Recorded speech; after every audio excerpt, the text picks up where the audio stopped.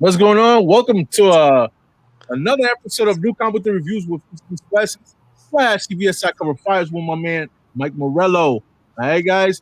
So definitely, man. Love doing these. Makes me want to read. It makes me read, I should say. I need to read too deep. I'll be bored of it. So, I'm really enjoying this. But yeah, I am joined here with my brother, man, Josh. What's going on, Josh? What's up? Your mic was a little funky. It was funky. I think you're good now. Okay. All right. What's going on? What's up? Good. That's it. That's what you had to say. All right. Yeah, good. Keep bagging and boarding. All right, man. Well, we are here with our special guest, man, Mike Morello, the man who does the cover tunes for East Meets West here for CBSI. So yes, what's going on, Mike? How's it going, man? I'm really excited to be back with you guys, man. I'll tell you what, man. That theme music gets me hyped every time I hear it. I'm like, no, don't stop it. Just let it play. Let it play. Yeah. I want to do a special one for the FOC list that we do on Friday, so I might have to work on something. I'm working something for that. Yeah, no lie. I honestly, and I'm not saying this like because it's our show, but like all this shitty music on all these shows, all this free music, this is the best shitty music.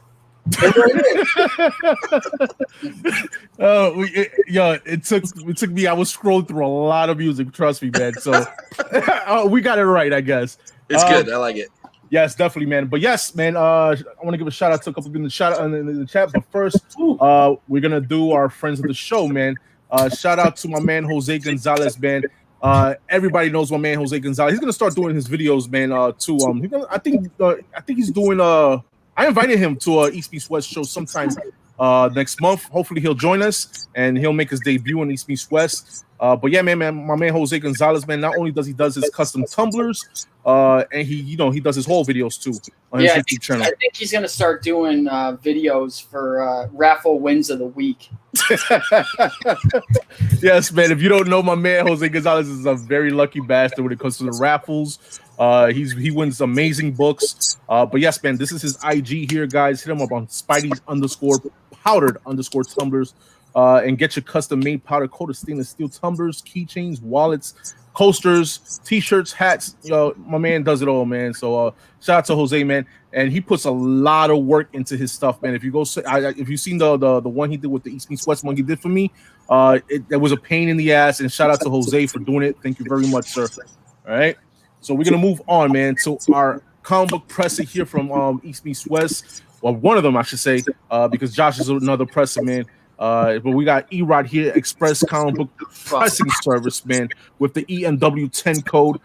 Hit him up on IG, E-Rod212, or hit him up on Express CBP, or email him there at expresscbp@yahoo.com.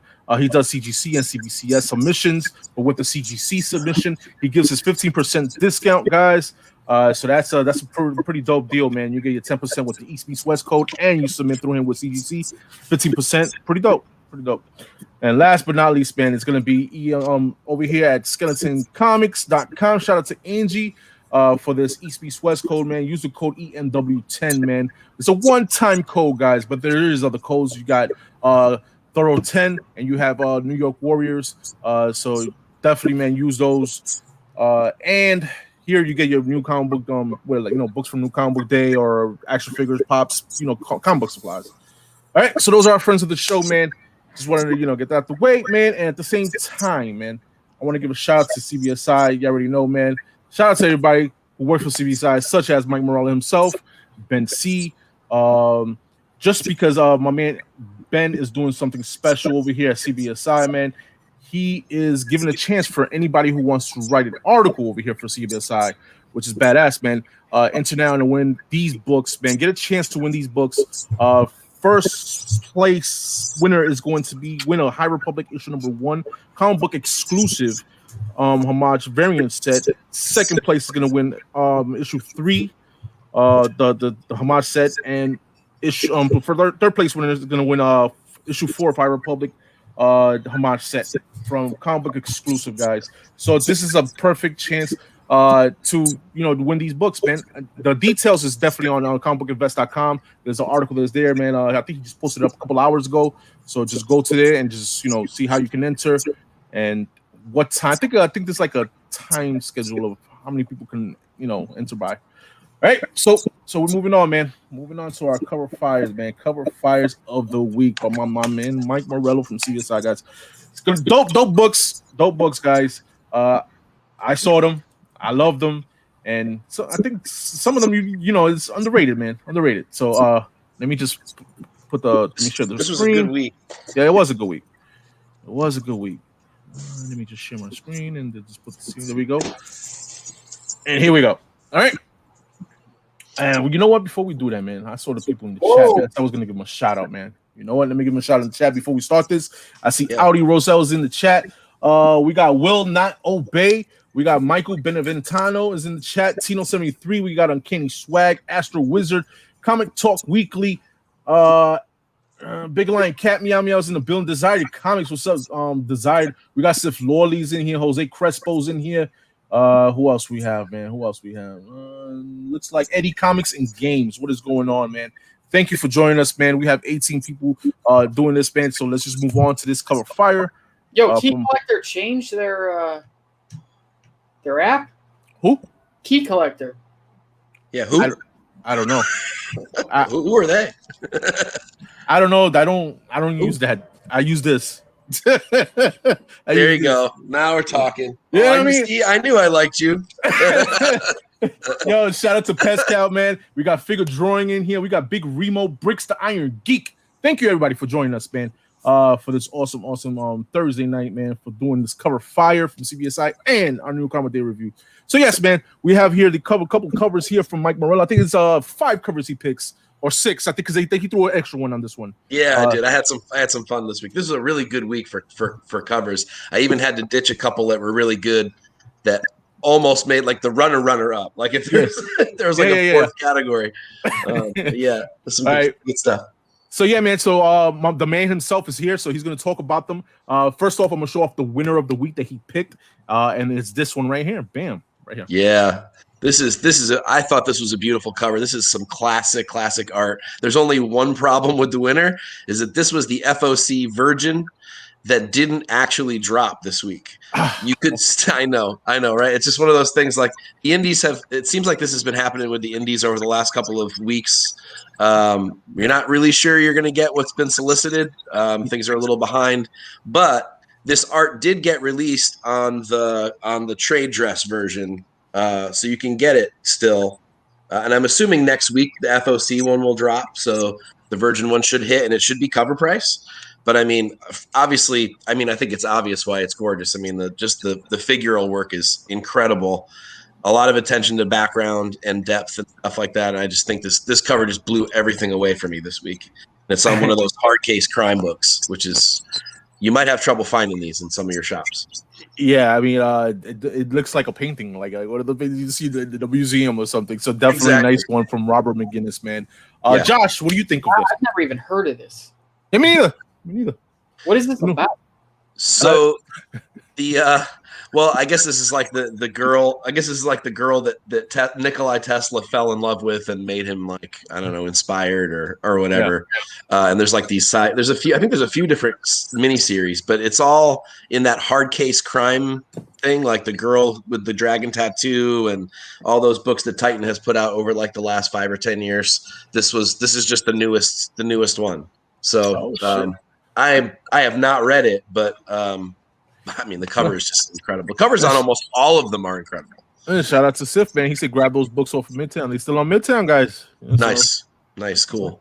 And supposedly they're great reads. I have not read them, but I've been told that they're great reads. Oddly enough, my dad reads these. So, and he doesn't read any comics. He reads novels, and he loves these. So, dope, man. Dope pick, man. So yeah, man. Shout out to Robert McGinnis again with a beautiful cover there, man. So we're moving on to the runners-up, man. And the first runner-up is going to be Black Hammer Visions issue number 3 by Gerardo Zaffino, man. Dude, Zaffino is the man. So go ahead. Yeah. I love his line work. I love the darkness and the depth in it. He's not afraid to use shadow and a lot of black, which is really cool. Seems like a lot of artists are afraid to do that for some reason. They rely on their colorists too much. Mm-hmm. I don't think Zaffino does that. Zaffino uses his line really wisely. This is a really cool, weird, trippy perspective cover. I love the stark white background. I saw it in person. I bought it, but now I can't find my copy, so it's hiding around here somewhere. But I just think this is just another great Zaffino cover. Yeah, definitely, man. Zaffino has been known to do these crazy covers, man. He did a dope Immortal Hulk issue 2 incentive. That one came out, though. He did a nice Wolverine incentive. Yo, Zaffino's definitely one of those respected but not collected type people. Agreed. You know, agreed. Although that Immortal Hulk is a bitch. It's respected. Try to get that is respected. Yeah. Hey, Josh, what do you think it is? It's okay. This is how it is, though. It's like a virgin. There's no title on it or anything? No. There's trade dress on the real one. Oh, okay. I'd like to see that one. I mean, yeah, the artwork's pretty dope. Yeah, I mean, Black Hammer as it is a big series when it comes to the indie scene. So dope, man. It's got the regular trade dress that you'd expect Black Hammer to have. So it's got the regular title font and the Dark Horse symbol at the top, and it's got what you'd expect it to have on it. Got you. All right. So moving on. Ratio? No, it's not a ratio. This is just an A cover. Oh, good, nice one for A cover, man. Oh yeah, man. Mike doesn't do incentives or ratio. Like he doesn't do ratios. He does straight up A, B covers. Yeah, I should. Yeah, that's worth noting. Both of the articles that I do that you guys feature, if the picks seem a little strange, like as in not the hot cover for the week, the reason why is because I'm trying to get covers out there that people don't have to pay an arm and a leg for all the time. Yes. Don't get me wrong. I love me a good incentive, and I will go and get the ones that are beautiful too. But not everybody's got that kind of wallet. So there's still some great covers every week that you can get for cover price, and that's what I try to feature. And also, I think the other thing that gets brought up too is, do you actually like these, or are these are these just books you're kind of, I don't know, featuring because you have to? I'm telling you, I buy all of the books I feature. There you go. My money goes where my mouth is. So if I'm featuring it, unless I can't find it, I'm buying it. So. Appreciate that. That's right, Mike. All right, so we're moving on for this first runner-up to the second runner-up, and the second runner-up is going to be this one. Wonder Woman issue 771, cover done by Josh Middleton. My man Mike, take it away. Middleton, I mean, every time I think the guy is done giving me a cover that I'm falling in love with, he gives me another one. And it's like he's such a chameleon because every book looks different than the last one. And you look at his Aquaman run, you look at his Batgirl run, there's obviously that Batgirl 23 that everyone still wants, which is a gorgeous cover. I love it. Yeah. But I think there's plenty of others that he's done that are just as good or better. They just might not be quite as sought after. I think this is one of them. Now this is all right. So I'm a sucker for snow covers. I don't know. Maybe it's just me. Maybe I'm a little biased towards this one, but I just think it's unbelievable. The textures in it. I love the grit of her expression. I think the perspective on the sword and everything is fantastic. It just shows that he's like a modern master, and I see why he's popular. I love this. I think it really benefits from the sort of virginized cardstock cover B cover from DC. I think it's just a nice product, and I was really happy to see it. I mean, in person, it's a gorgeous cover. Yeah, man. When we put this up on the FOC list a few weeks ago, we was talking about it, and it gave the Game of Thrones vibe. That type of vibe, Yeah. So I'm digging it. I like Josh Middleton's work too, man. He did that. My favorite cover of his is gonna be the Batgirl 23. That's mine, my go-to. It's gorgeous. But this classic. But this one right here is pretty badass. I love it. I'm digging it, and yeah, man. So what you say, Josh? Yeah, I mean, I picked this up, and I couldn't give a shit about Wonder Woman. I mean, but Middleton's awesome, and like honestly, like all of his work on that whole Batgirl run, I would say probably one of the more underrated runs of the past 10, 15 years. Mm-hmm. I mean, I would even go so far as to say, like, the Batgirl one that everyone goes to, what is it, 27? I don't even think that, or 23. I don't even necessarily think that's his best one on Batgirl. Neither do I. So he's another one that's kind of, respected, not collected, but I guess he kind of is a little bit collected in a way, though. But it's one of those guys where he's got like a cover or two that people go crazy for, that everything else gets forgotten. Yep. Exactly. It's a shame. And shout out to Jay Salsa, man, with 23, man. He said Josh should get a t-shirt made that says "It's okay." It's okay. Yeah, it's okay. or one that just says "Nope." Yeah. I've been watching you enough already over the last few weeks. So that's one of your go-tos. Nope, not feeling it. Oh man. So yes, man, those were the runner-ups, man. But we also have stiff competitions, right? What's only 2 runner-ups this week, right? Only 2. Yeah, just 2 runner-ups. Yep. All right, so we have a stiff competition, a couple of them, and this is going to be Deja Thoris issue number 12. Hopefully, I'm saying that right. Cover done by Lucio Perillo, and this is from Dynamite Entertainment Comics, man. So this right here is, Perillo's. When it comes to Perillo, he's dope. That's all I gotta say. He's a dope ass artist. Definitely a good dude too. If you ever meet him in the con, great dude to meet. Mike Morello, man, take it away. All right, so 2 things, and I say this every time I feature a Dynamite book in my cover fire.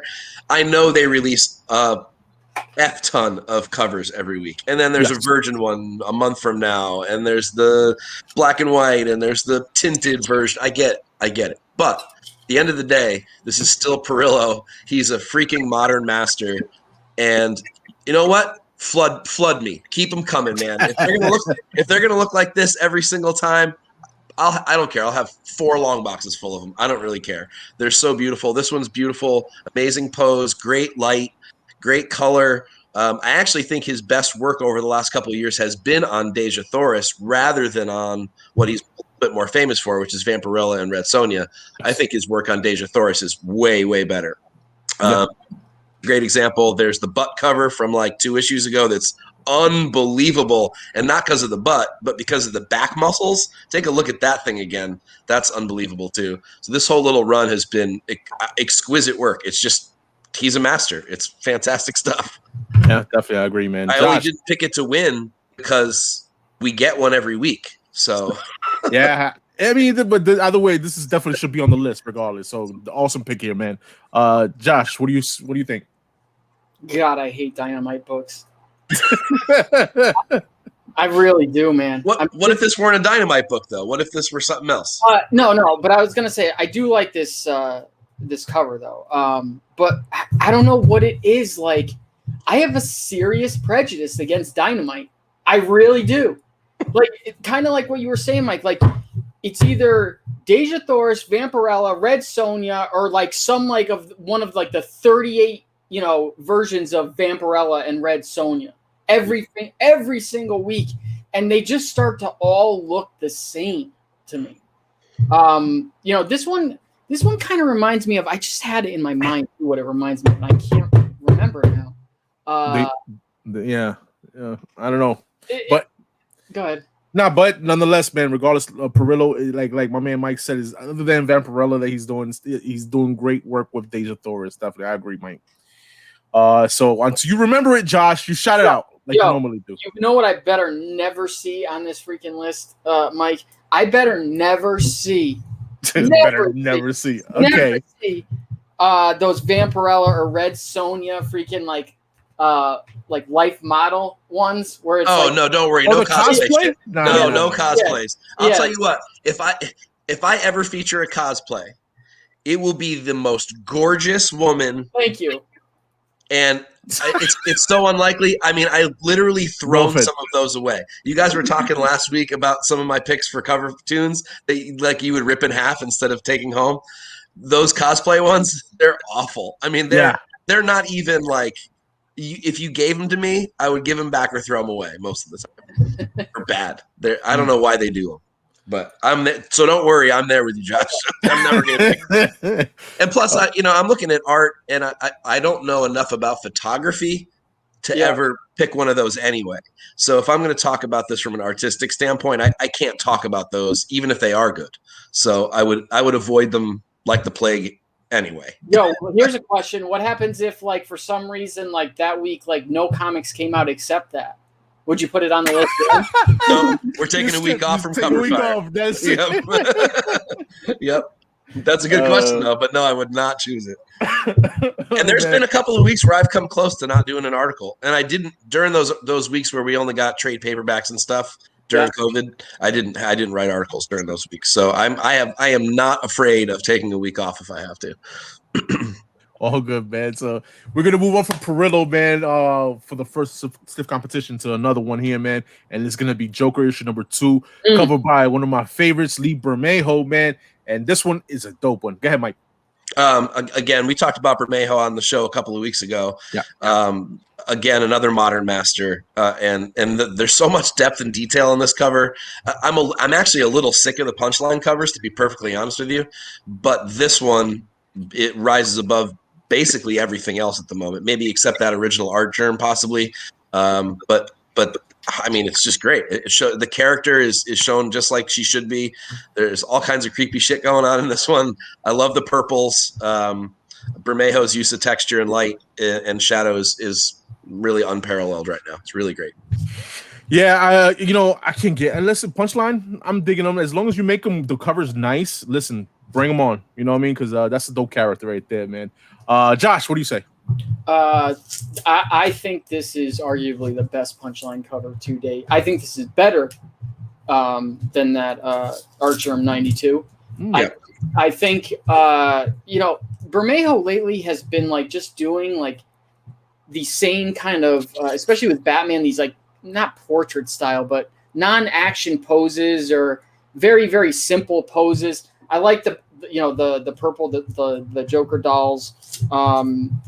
This should have been the one. I mean, obviously there's a theme to all these 1 in 25s with the sketch covers, but this should have been the 1 in 25 over that sketch cover, I think. Yep. Yeah. And out of all these, man, this right here was my winner right here, Mike. This right here. Fair enough. And every week I struggle with.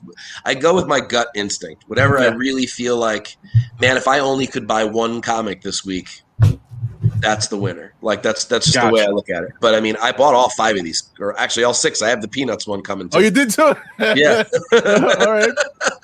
And talking about that, I think that's the next one. And yeah, there you go, man. Yeah. Here we go, man. He got an extra bonus book, guys, for the kids. Bonus book, yeah. Yeah, man. He got Peanuts, Scotland Bound, Charlie Brown, cover done by Robert Pope. My man, Mike, take it away. I mean, anytime that honestly, anytime you can go back to good old fashioned funny books, I can't not pick it, man. Especially Peanuts. I'm a huge Peanuts fan. I love this cover. I know it's not like a Schultz book, but the story is a lost Schultz and Melendez story that they never made into an animated feature. Really? And so it's long. This is like a trade paperback size thing. So it's like $6.99, I think. But I can't not love Charlie Brown and Snoopy. I mean, and if you don't love them, something's wrong with you. You have no heart if you don't love Charlie. If you don't like Peanuts or Charlie. Yeah, exactly. Exactly. It's like not liking Dragon Ball or something like that. Or He-Man or something like that. You have no heart. When it comes to stuff like that. Exactly. Your childhood has to come back out every time you see a cover like this. So this is under the for the kids category. You like guys running around in Daisy Dukes. I don't know. I mean, if that's your guys' thing. I didn't say that. I only said Peanuts. That's what I heard. For the record, Josh, I just said Peanuts. There's others though. There's others, but Peanuts is the top for me. So, but I mean, the good pick on this one, man. This is a trade paperback, if I'm not mistaken, right? Yeah, it's a square bound thing. All right, so yeah, man. So or prestige bound, or whatever they call it. Whatever the kids are calling it these days. Yeah. I love the Peanuts, man. I know they have like a little small series going on HBO Max. I watched that. It was pretty dope. So I'm a fan of it. I'm digging it.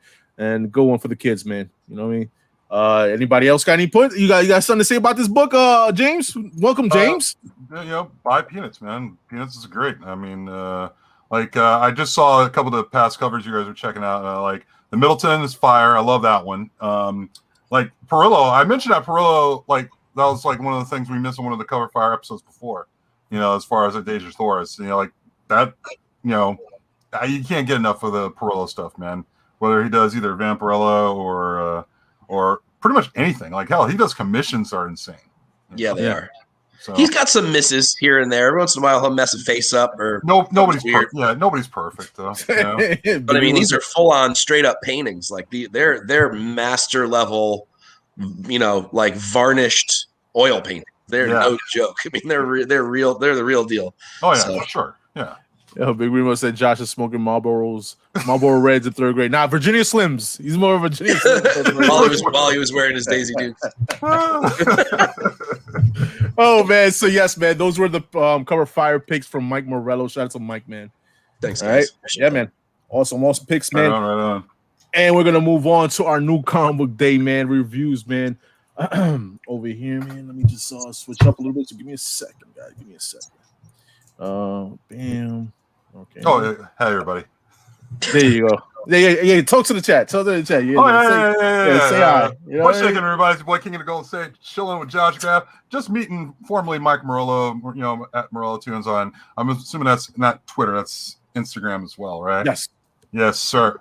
Cool. Pleasure to meet you. Yeah. I'm sorry. Yeah. Here. My virtual handshake. Nice to meet you, sir. Nice to meet you. All right, man. So let me see what's shaking. There you go. You see you. Then you over here saying what's shaking you out there. All right, what's going on? That's why I'm here.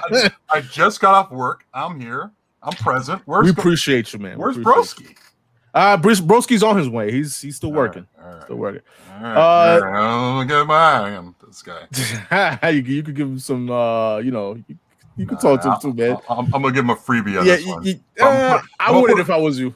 I'm gonna put it in my pocket. I'm in my pocket. And I'm gonna wait for the opportunity to show up. All right, man. I beat you to work. All right, guys. So yeah, man. Here we're gonna review our 5 books that we picked off for this week, man. We picked Thor 14, Batman Detective issue number 1, KARMEN issue number 2, Spider-Man Spider Shadow issue number 1, and Joker number 2. All right, guys. First book we're going to review is going to be Thor issue number 14, guys. Story by Donny Cates, art by Nick Klein, cover by Olivia Coipel. Hopefully I said that right. Yeah, it's Coipel. Coipel? I don't know. I've never heard it. We don't know. well, we just recently learned how to pronounce James Tynan's name. So yeah, there you go. So Josh, you read 14, right? This is your pick. This was your pick that you wanted to read this week. What do you think about issue 14, bro? It was nothing. It was nothing. I don't know what the purpose of this book was. For real.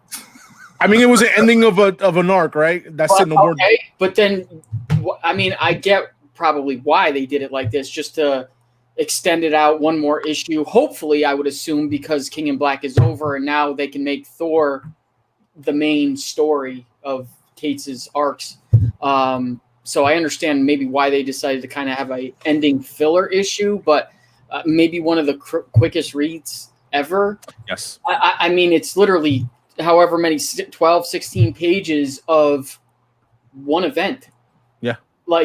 Literally what happens at the end of 13 with Thor, blasting Donald Blake is the whole issue. I mean, I really don't know what to say about this book.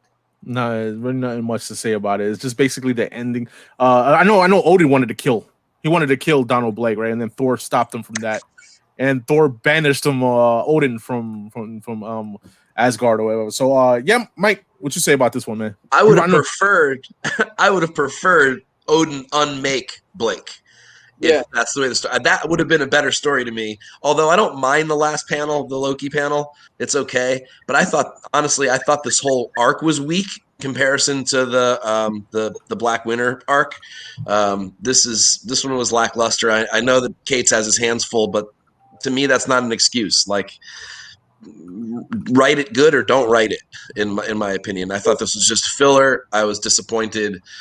I'm happy that there's going to be a new arc coming. I hope he redeems it a little bit, but I was not thrilled. Yeah, definitely. James, you didn't read this one, right? I haven't gotten around to it. I've been behind on the Thors, so I'm probably just going to read this in succession, just all the way through and just give my own take on it. But I don't know, what I'm hearing about Cates, though, it's like he's starting to get that Brian Michael Bendis disease where he's a good starter but not a very good finisher when it comes to storylines. And then you've seen it in several other things, like I guess the King in Black is one of the recent ones, and even Thor now is another one. Like, he always does the same thing like Bendis does. It starts off on a high note and just ends like a meh. And it sounds like the same thing I'm hearing from Thor. Yeah, I could have done without Throg too. I was saying on the off show, I'm like, not everything is Peter Porker. Like, he can't just get away with that every time. I could have done without the Throg thing. Like, it's obvious that this whole arc, this whole 6 issues, 8 issues, was just filler between the end of Venom and King in Black for the past 5 months, but like this arc serves zero purpose at all. Literally zero purpose in this story or any grander story at all. Other than to maybe pay a little homage to like Journey into Mystery 83. That other than that, it really doesn't do a whole lot. And he could have taken it to a really cool place if he had wanted to, but he kind of didn't. I just hope to God it's coming back to what it started as. This what 1 through 6 was, because 1 through 6 was fantastic. Agree. Yeah, I appreciate that, Pascal. He said, for anyone in the chat, don't forget to check out James' YouTube, King of Gold State. He does nice pickup videos. Yes, man. Definitely, man. All right. So we're going to move on from Thor 14, man. Thor 14 to Batman Detective Issue number 1. From my man Tom Taylor. Tom Taylor's been doing Deceased for DC. Art and this 8 covers done by Andy Kubert. I mean, this was an okay book. This was okay. It wasn't a bad read, but it wasn't a great read. It wasn't a good read. It was just good, it was enough for me to read it. I want to know what happens in issue 2. My man, basically, Batman's in Europe. You know what? I don't know. This is I know Tom Taylor did the Deceased, but he's more known for doing like those horror things, right? Yeah. Now he's doing good on Nightwing. He's done amazing work with Nightwing. But this one was basically, I like when they brought Batman back to his old roots into detective mode. He's in detective mode here, 100%. And just like I said before, it's just I'm a big Batman guy, but it was just it didn't catch me. It didn't catch me. Not like Joker, but it didn't catch me. So Josh, what do you think of this? Yeah, as I was telling you off air, this is a hard one to explain because it's good. But it's not bad, but it's not good either. Like the story, it tells a cohesive story, and it is interesting to a certain extent. Kubert's art in this is kind of off to me. Yes, I was going to say that too. Yep. And he's usually on. Like the way he draws Bruce in this is very weird. Yeah. He looked like Punisher. He remind me of Punisher. It's like, right?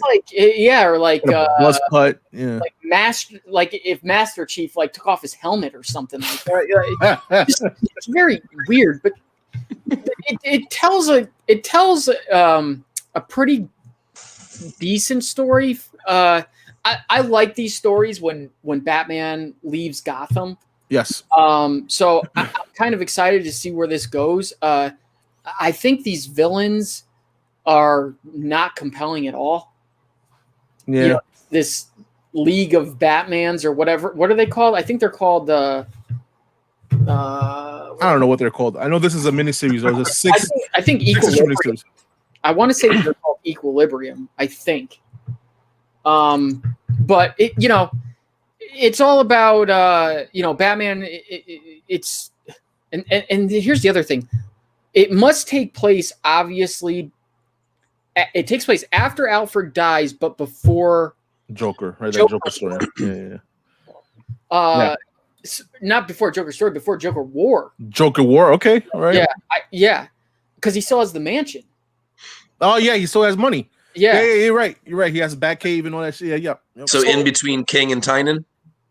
Yes, essentially. Yeah. Or you would have to assume, unless they're just not, unless this is their own stuff. Yeah. Mm-hmm. No, it's not an Elsewhere because it says Alfred is dead. Yeah, it's dead. Yeah, I know. But the whole it starts off with these passengers on a plane and the plane gets hijacked by this group of Batman, but then Squire. No, Knight. The one without the mask. I don't even know her name. I don't even know her name, bro. I think her name is Knight. I mean, that's not her real name, but Knight is her superhero name because it's Knight and Squire. Is on that plane and she stops them from not blowing up the plane, but I don't know. And then what was the whole thing with that ghost? Yo, right? Yeah. Because the only I guess he was there to impress the Squire. He acquired that glove from Constantine, right? Which that was cool. That was good. That was badass. Yeah. He acquired a glove from Constantine. Basically, he can touch ghosts of Batman. I don't know. Don't tell these comic books, bro. You know. So it was just it was a weird read. It was a weird read. It's a 6-issue read. I'm gonna stick with it because I'm a Batman guy. Yeah. So I'll tell you, it did enough where I will pick up issue 2. Yeah, it did enough to do that. Yeah, I agree. I mean, would you guys say that, like, given what we saw from Tom Taylor writing Nightwing, that it's like almost the polar opposite? Yes. We all enjoyed Nightwing 78 when it came out, but this is like a totally different like side of the coin right now because it's like. But and I agree with Josh too that the Cubers are inside. I mean, Cuber is fucking dope, excuse my language, but it's just like that. This just it's different in this issue. Like you look at it and you're like, come on, this is not his best work, Not his best work. Yeah, hold up, my bag, dude. Let me just highlight you. That's awesome. That's Bruce Wayne. Yeah, with a buzz cut. Like where's the? I'm like, Jesus, am I looking at Bruce Wayne or freaking Guile? Gentleman Ghost. Dude, that's Bane, dude. Yeah, right. It takes place many years later. So man. I'm we'll give our grade to this one later, man. This one right here was a weird one. So we're gonna move on from Batman, man, to this one right here, KARMEN issue number 2. This is one of our reads, one of my favorite ones. I was excited for this one to drop. From Gillian March. This was picked up, from issue 1. This here for me was okay. It was a quick read. It was a quick read. It was okay. I can't really say it was a good read, because it was like real fast, like a real fast read. KARMEN, she's like an asshole, really. She likes to. she is really. She likes to pick on what's her name, Catalina, right? Is that her name, Catalina? Yeah. And it picks up right after that because I guess Catalina still's like not sure if she's really dead or not. And from what we read before was Cisco that she was in love with. Now that we find out that she was a side chick in this issue, she Cisco had a main girl and Catalina was I think that's her name, the side piece. No. No, I think what it is she's because if you read, because that's what I thought at first that's how I read it. Yeah. Catalina was like his girlfriend and she was cheating on her with her roommate. But what it is he's cheating on his girlfriend with Catalina's roommate. And Catalina is just his friend since kids who really likes her. Who really likes Cisco and wants to date him. Yeah. I'm your brother, sister's, father's, nephew's, cousin's roommate. What does that make us? Absolutely nothing. It's all over the place, man. But it was a quick read, good read. I enjoyed it. Just I don't even know how many issues this is gonna be. I think it's gonna be 6 or 5 with this one. But yeah, man, I'm enjoying the art by Gillian March, man. Doing interiors and his writing. I thought he was gonna be weak, but nah, it's not weak at all. His writing. Having to draw that skeleton in the right angle every single panel. That's awesome. Takes some time, man. I know you didn't read KARMEN too, Mike. But I know you said you wanted to say something. I did, and it was about the art. I mean, the interiors are bold, and again, having to draw that skeleton every single time is crazy. I like the interiors; they're kind of stark, but also really detailed at the same time. If that makes any sense, because the coloring is not overly done. So I'm enjoying what I'm just flipping through. I haven't started to read it yet. I bought both issues though, so I'm looking forward to finally reading them. Okay. Yeah. Okay. So it says right here, and this is her talking. He goes, he has a serious girlfriend called Angelina, who apparently is as pretty as an actress, only blonde. I don't know. Angelina Jolie, bro. Yeah. Anyway, I know he's cheating on her. I figured there was a third girl. So he's cheating on his girlfriend with this third girl, and then I'm not going to keep reading, but she's talking about how she thinks it's obvious that everyone knows that she likes him, and it's really wearing on her because he doesn't like her that way. I thought it was a really good issue, actually. You thought it was a good issue? I really did. I enjoyed the first one more than the second one, but it was a good read nonetheless. The second issue. Let me see. Anybody who read this is a liar. You all busy with the nudes. But the nudes aren't really all that hot in there. They're yeah. You know, not like a Perillo nude. It's not a Perillo like that nude. kind of thing. No. I might stare at that for a couple extra minutes.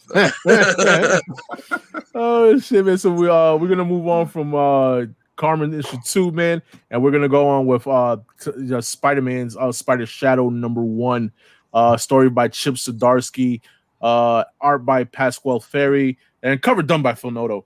And dude, this right here was my favorite read of the 5 books that we read. I agree.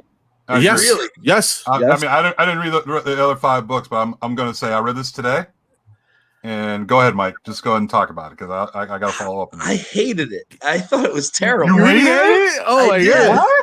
I thought it was good, but I didn't think it was excellent. Dude, I thought it was way too on the nose, man. Like it felt too Silver Age to me, but not in a good way. Okay. I don't know. I dig the idea. I was excited to buy it. I bought the incentive, so I was all in on it, and then I read it. I was really disappointed. I don't know. Oh man, I mean, no, dude. Basically, if people don't know, this is basically a what if. This is what if series, and usually the what ifs are one shots and that's it, one and done. But this is a mini though, right? Yes, this is a mini series of a what if. So I'm interested. This is the first time they're doing that with the what if series. So I'm interested to see of what happens with Spider-Man with the symbiote suit now that he has it. He's already turning. You already saw the ending of this issue. He's already full Venom. Like he's evil. Like he's turning bad. I like the last 3 panels. So I'm gonna keep going, and I'm gonna hope that everything from the last 3 panels continues on. But for this issue, I'm going with the Josh. Nope, not feeling it. I'm sorry because like here's the thing. Like the storytelling is great, and the thing is, no one talks about storytelling by Pasquale Ferry. You know, like he could tell a really good story the way he did in this one issue here.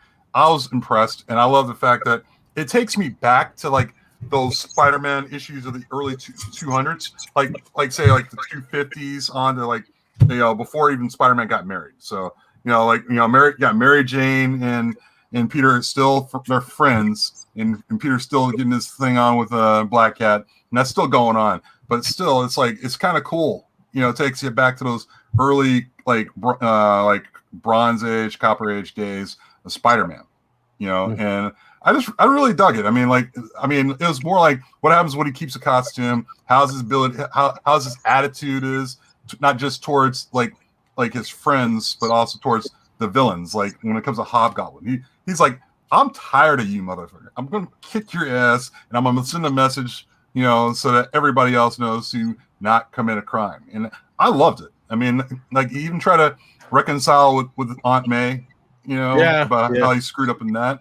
And I'm in. I'm all the way in on this one. I think 3 more issues isn't going to kill me. And I mean, I at first with the FOC with the Zdarsky variant, at first I was interested in that. That's the only negative I had. And I looked at the cover up close, and I wasn't too crazy about it. I'm not even crazy about the Phil Noto cover here. This Phil Noto cover is an awkward cover. And as far as like the rest of this title, dude, I'm down. I mean, this looks like something that's going to be. I like what ifs, and this is one of those what ifs. There's like you want to see what would happen if Peter Parker did take it too far, if he didn't shave, that kind of shit. It's one of those things where it's like, I'm impressed. I like the idea, and I like Zdarsky, so I'm willing to go. I'm willing to go the whole way on this one. Yeah, it's all 3 more issues. Josh, what you got to say, bro?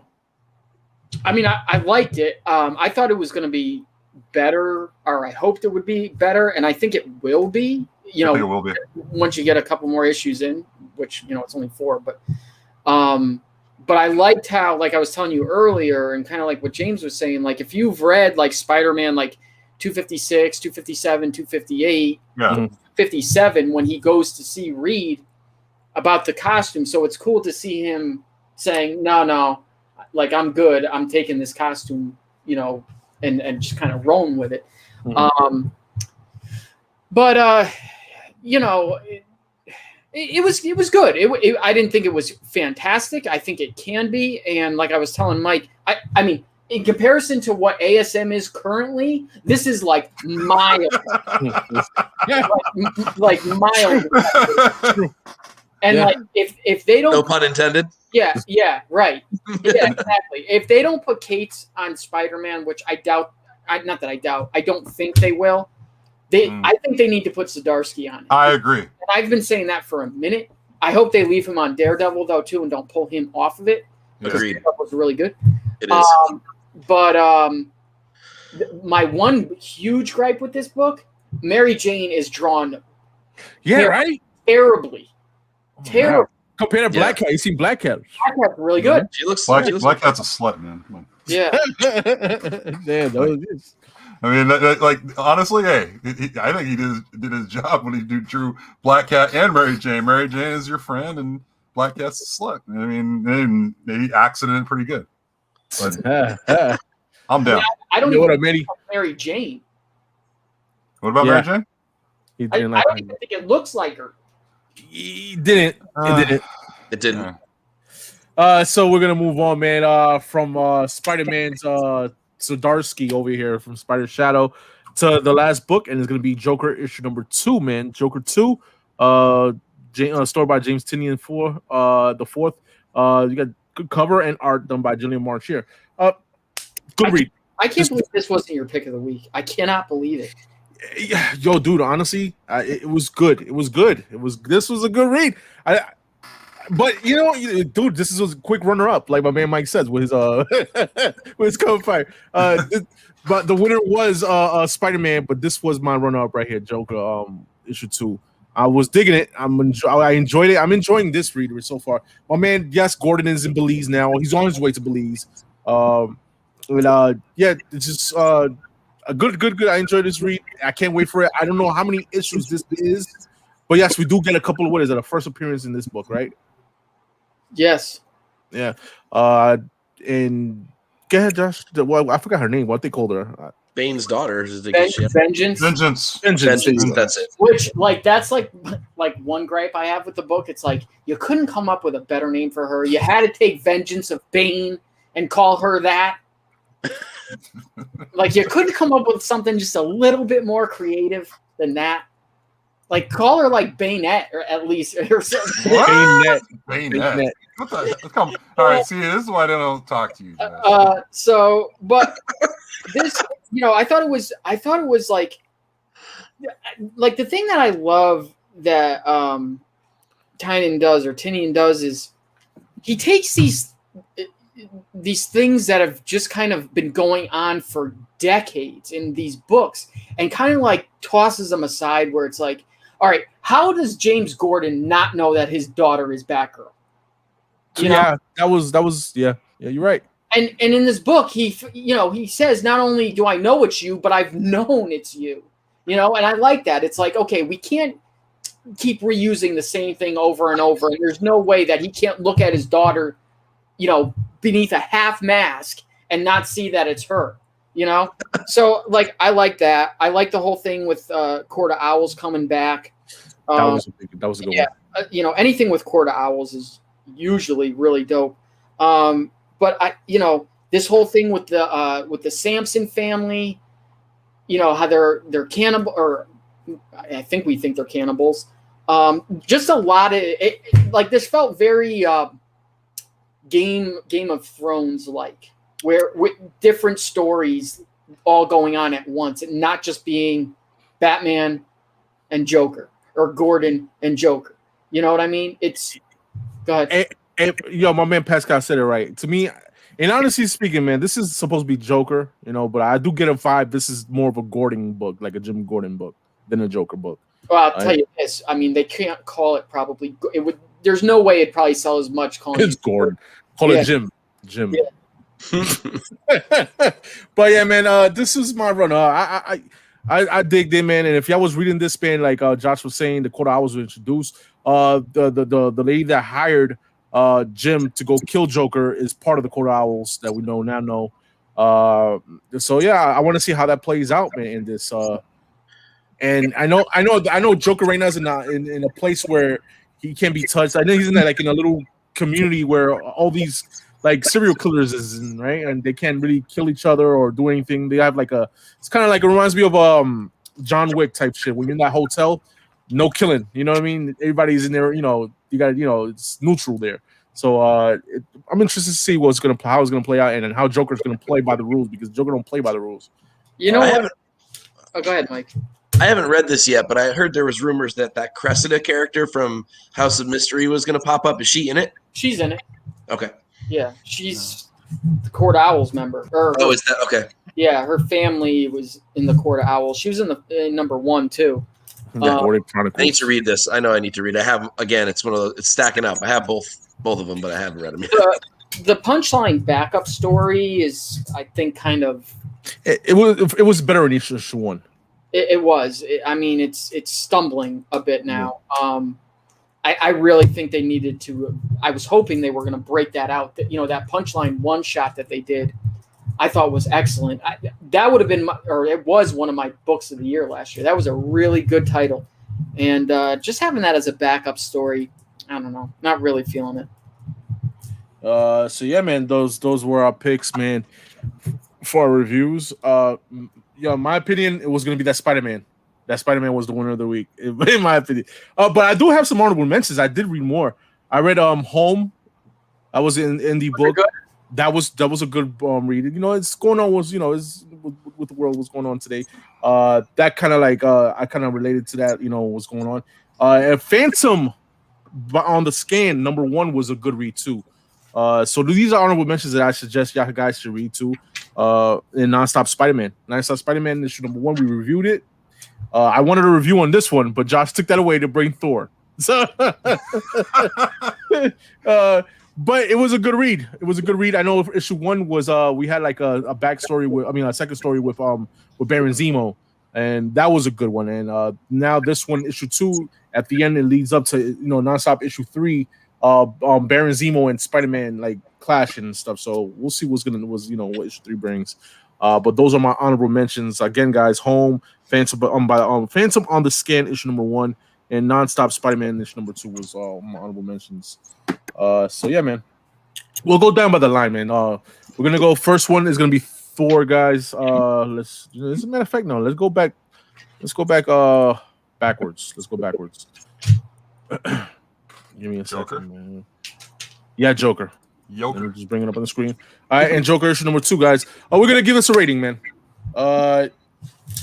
A grade. Josh, what you give this from a 1 to 10? I give it a 9.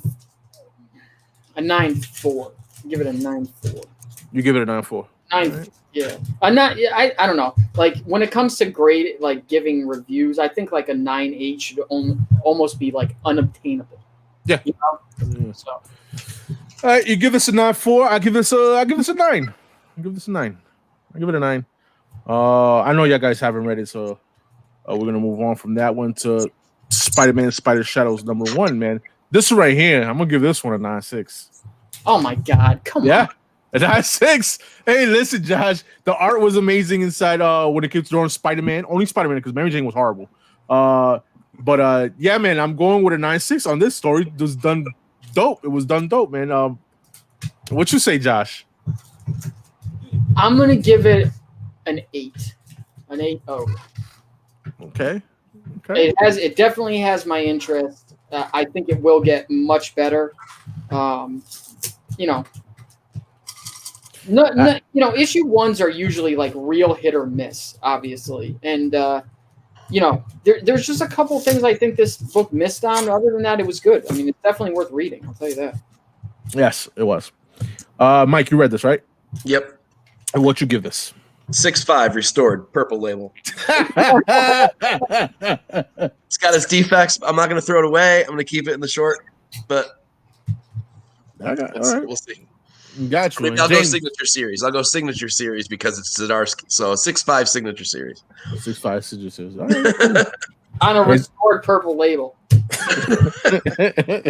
And James. Jim Mint 10 signed. No, I'm kidding. No, I'm gonna give it a 9.6. I'm not real crazy with the covers on this title. That's the only thing I really bothered by. I mean, it tells what's going on. That's fine, but it's just a little too murky of a cover for me. But like as far as like the storytelling by Pascal Ferry, the writing by Chip Zdarsky, I loved it, man. Like I said, it takes me back to when I was a kid collecting comics. You know, like as far as like the early 200 Spider-Mans, and I really dug it, man. I agree. So my winner. There you go. Yeah. Sorry to poop in your cereal today, guys. It's all good, man. No, it's all good. KARMEN 2, man, and I'm gonna give this one here. I'm gonna give this one I'm gonna give it an A5 because it's still good. You know, it was too quick of a read for me to give it anything. You know, they should have given me more. You know, Josh, what you say? I give it an 8.5, and I really liked it. Yeah, you know, it wasn't a bad read. It was just too quick of a read. Like I said, man, it was more art than anything. You know, in this one. So we flew by that one, man. Moving on to Batman Detective number 1, man. Story by Tom Taylor, guys. I'm gonna give this one. I don't know what I want to give this one. This one, you know what? I'm gonna give it a 7. I'm positive still with the Batman. 7's still good. 7's still good, right? So it's a Batman book, so it gets 7. It was just a little disappointing on how the writing. It should have just been more like a bang than anything. And Josh, what you say? I think I'm gonna give it a 6.5. It was good. It's okay. It's it's respectable. It's nothing special. I just like where it takes place. It has my attention. I think it's the villains that really take away from this book for me for some reason. Okay. Yeah. So I mean, I know you guys didn't read this one either. So I know Mike read this one. So yeah. Thor issue number 14. Mike, what you give this? This is a tough one. I'm gonna go like 7.0. Okay. Because I think there's potential for this series to get redeemed, and I liked a few moments of this one, but it was quick. It was definitely a filler issue. I would say this is ungraded. Dude, you took the words right out of my mouth. Seriously, like, did we just become best friends? Like, not just but like, I don't even know like what to call this. I mean, I really don't, because it's not bad. It just it didn't do anything. Yeah, right. Yeah. So there you go, man. It's almost like reading like a preview almost. Yeah, it did kind of feel like that. Like, yeah, exactly. Like the first 4 pages of a book, and then you're like, okay, it's the bridge to whatever I'm going to get next month. So what grade you give it, Josh? Like, if I had to give it a grade, gotta give it a grade. Yeah, a 7. This is a 7. Okay. Yeah, I guess 7's still good. 7's still good. Yeah. I'll give it a 7 too. I'll give it a 7. Not only I mean, you know what kind of gave it the 7 itself is the art inside. The art inside's fucking dope. Nick Klein is an amazing artist. Yeah. I enjoyed the art in there in the book. But yeah, man, like story wise, it was just like meh. You know, I wasn't impressed at all. So that's a good point. I didn't think about rating it for the art. I did like the art. Yeah, the art definitely was dope. James, you read this or? No, like I'm behind on that one, so I gotta catch up on it. Oh yeah. But like I've seen Nick Klein's art, and like his art is very good when it comes to storytelling. You know, like the fact they got Copio just doing the covers, that's all it needs to do. You know. Yep. All right, so those are our grades, man, for our new comedy review, man. And real quick, man, we got home of the New York Boys with $2 super chat. You say, yo, where's Gomez? Yeah, boy. Let Broski say, what is this? It's Kazizu. Yo, no. Man, that turned out even better than I hoped. Kazizu. Yo, the CA is for cover artists. Cover artists, but yeah. There you go, Biggs. There you go. You got Gomez right there, bro. All right. So didn't like what he saying? He didn't like Blake on everyone. But at the end it gets beat up real easy, just like no. Yeah. That's true. Broski just came home from work. All right, there you go. All right, so there you go, man. That's our show, man. That's our show. We're gonna say our goodbyes, man. We're gonna start out with our guest, man, Mike Morello. Take it away. Thank you very much for having me, guys. I really appreciate it, and I hope you guys will head over to CBSI and check out all the free content over there. We do it because we love it, and let us know how we can get it better for you. If there's something you want, let us know. I'm happy to tweak things. I love doing that. I love doing them. So thanks, guys. This is great. I love what you guys are doing, and I'm happy to be a part of it. Thanks a lot. Always, man. Mike, you already know, man. You ever want to be on the show, man? You'll be like, yo, Joker, let me know. All right. Thank you. Are you gonna come on FOC or no? This week, you mean, or in general? As in, we film it right after this. Oh no, I can't do that. I can't do that this week. I'm not prepared for that. It's all good. It's all good, man. But James. thank you. Oh no, thanks for letting me on. I appreciate being a guest on the show, and it's great. But yes, thank you. It was nice. It's nice meeting you, Mike. Appreciate it. It's been great. And you as well. Which way I got to go with that? Oh, yeah, there you go. It's always the opposite. There we go.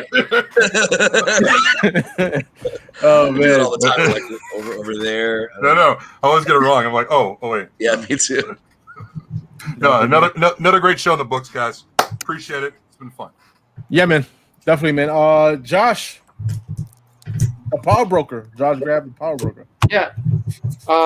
Don't forget, next week, guys, is the New Hampshire show. Should be really fun. Yes, talking about the New Hampshire show, guys. Yes. Little Giant Comics, old school comics show, Saturday, April 24th, in the Everett Arena, guys, in Concord, New Hampshire, guys. Tickets at the door is gonna be $15, man. But the show starts at 10 o'clock. You know, if you get lucky, man, get yourself a nice little golden ticket or VIP ticket, you get there in early. All right, guys. So yeah, we will be there. Me, Josh, Warriors is gonna be there. So stay tuned for that, man. And again, man, shout out to CBSI, comicbookinvest.com. You know what I mean, guys? Yo, great content they have in that website, guys, man. Check it out, man.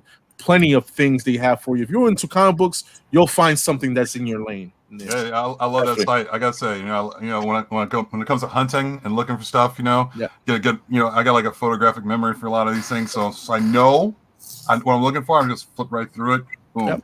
Not a problem. Hey, man. Other than that, man, stay tuned for I think hopefully Thoro's gonna do his chop up tonight at 10 o'clock. Besides that, man, we here again. Join us on Sunday for our live podcast show.